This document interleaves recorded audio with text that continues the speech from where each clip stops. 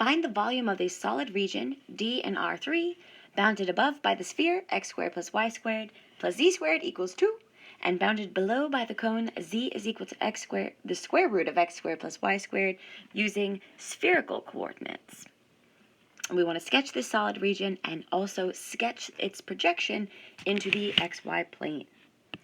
So we'll start here by sketching our solid region bounded by the cone and the sphere.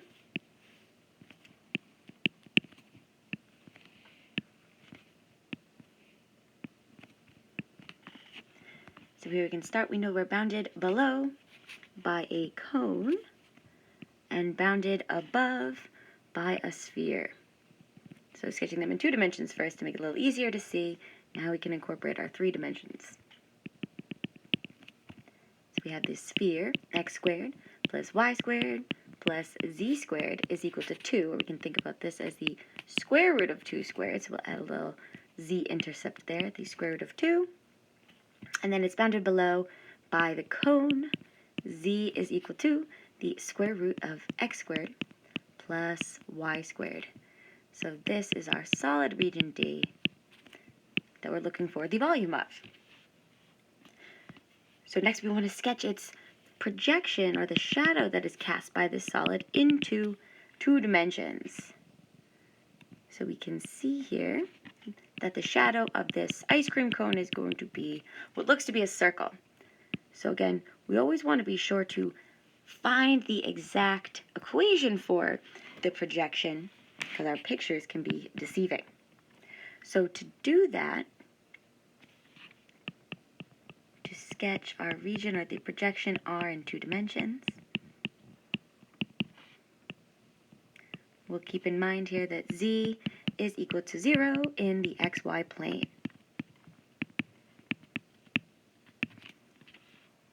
So what I'm going to do here is I'm going to start with our cone. We know that the cone is Z is equal to the square root of x squared plus y squared.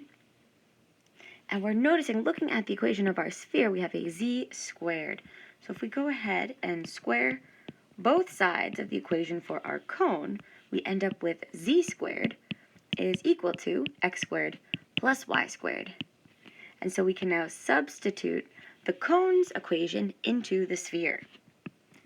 So the sphere is x squared plus y squared plus z squared is equal to 2, and we're replacing z squared now with the cone's equation. So I have x squared plus y squared plus x squared plus y squared from the cone, and that's equal to 2. So we have 2x squared plus 2y squared is equal to 2. And dividing both sides by 2, we end up with the equation of a circle, x squared plus y squared is equal to 1. So we have a circle centered at the origin with a radius of 1. All right, so giving ourselves a little bit more room, we have our 2-dimensional projection of the solid into the xy plane is a circle,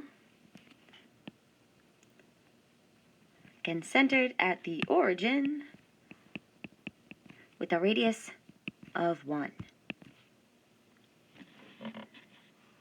And so now again, we know we want to set up a triple integral for the volume in spherical coordinates, so we need to go ahead and use these to find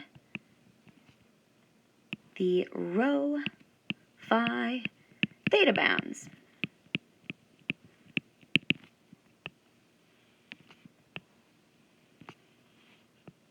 So we'll start with our rho bounds. And we want to keep in mind here that the rho bounds we can think of as the radius of our sphere. So we know that rho must be greater than or equal to 0.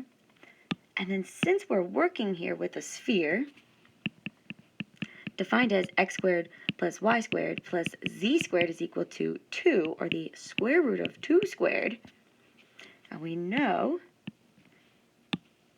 that x squared plus y squared plus z squared is equal to rho squared, we can see that rho is going to be less than this radius value of the square root of 2.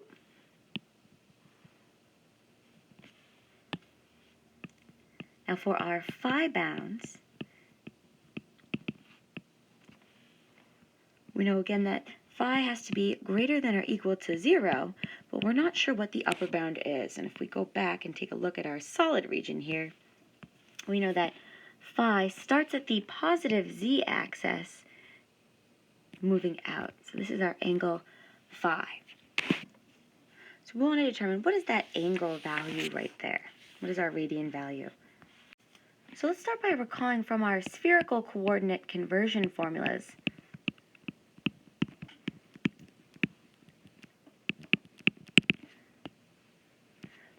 We know that sine of phi is equivalent to our radius over rho. And we know here, so we say that sine of phi is equal to, from our two-dimensional projection, we know that our radial length is 1, and from our our rho bounds, we know that the greatest rho value is going to be the square root of 2. So we have that sine of phi is equal to 1 by the square root of 2, or if we rationalize, we know that is the square root of 2 divided by 2. And so if you can see the phi value from here, by all means, go for it. Otherwise, we can take the inverse sine of both sides, which leaves us with phi is equal to inverse sine of the square root of 2 by 2. And since we know phi is restricted to 0 to pi, this gives us pi over 4. So therefore, our phi bounds, we have that phi is greater than or equal to 0, less than or equal to pi over 4. And then last but not least here, we need our theta bounds. And again, using that two-dimensional projection of the solid into the xy plane, we know that our two-dimensional region R and R2 is a full circle. So therefore, theta is going to be greater than or equal to 0, less than or equal to 2 pi. And we have everything we need now to set up our triple integral. So the volume integral in spherical coordinates. We, of course, recall that the volume of the solid region D is defined as a triple integral over that region D, where integrand is 1 dv. So I'm going to let theta be my outer bounds here. That's 0 to 2 pi. The middle integral is our phi bound, so that's 0 to pi over 4. And then our inner integral here is our rho bounds, which was 0 to the square root of 2.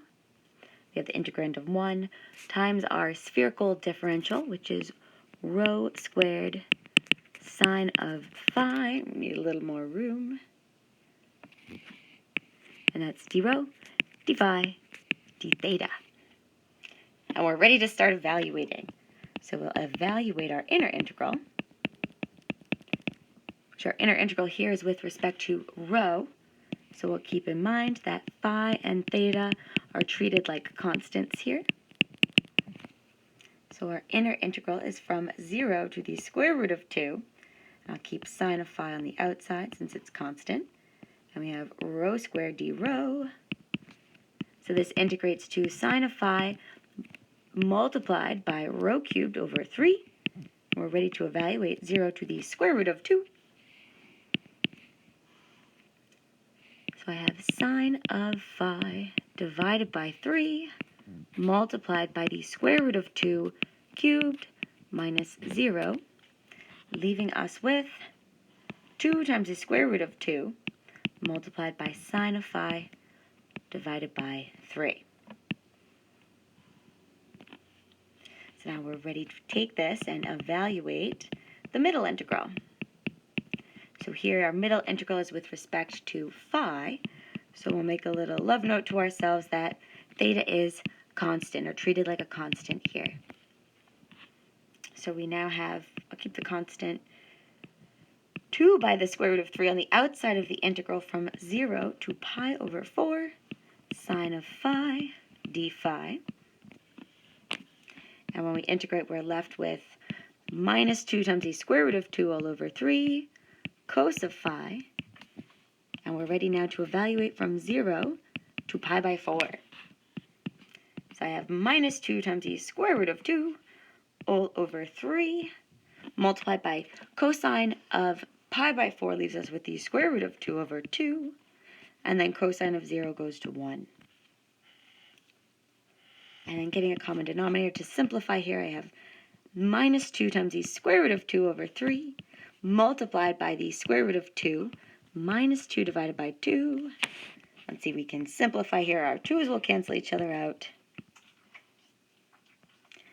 And then notice there's nothing wrong with this answer here if we leave it as minus the square root of 2 multiplied by the square root of 2 minus 2 divided by 3.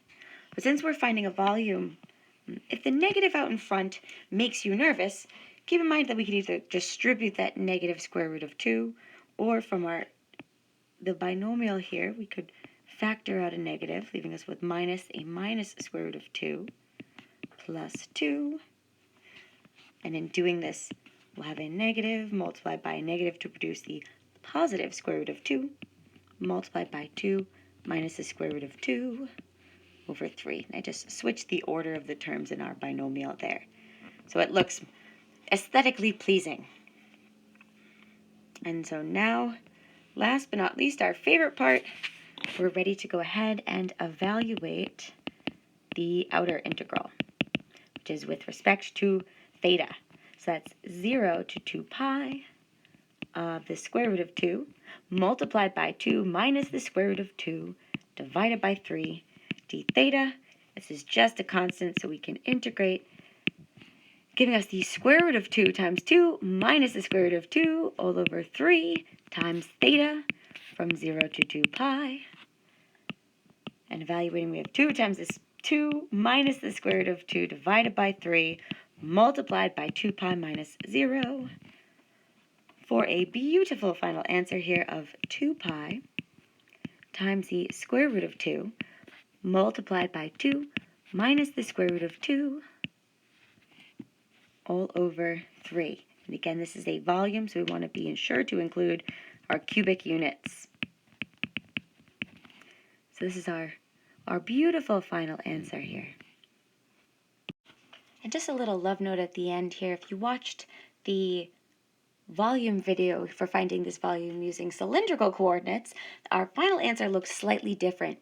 But keep in mind, this is the same exact answer. To attain the spherical coordinates form answer, just distribute that square root of 2 through and simplify.